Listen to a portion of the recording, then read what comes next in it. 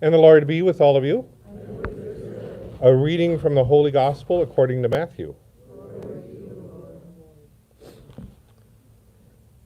When John the Baptizer made his appearance as a preacher in the desert of Judea, this was his theme: reform your lives.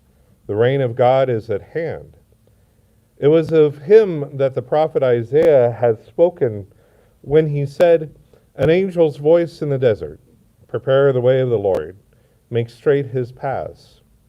John was clothed in a garment of camel's hair and wore a leather belt around his waist. Grasshoppers and wild honey were his food. At that time, Jerusalem, all Judea, and the whole region around the Jordan were going out to him. They were being baptized by him in the Jordan River as they confessed their sins.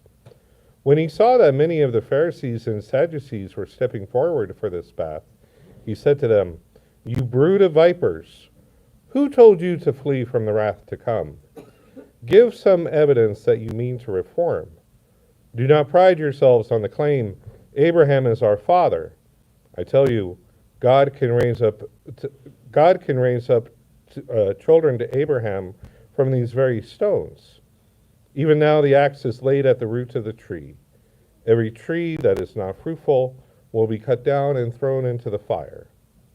I baptize you in water for the sake of reform, but the one who will follow me is more powerful than I.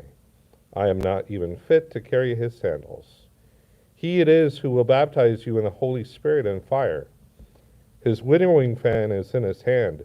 He will clear his threshing floor and gather his grain into the barn, but the chaff he will burn in unquenchable fire." The Gospel of the Lord.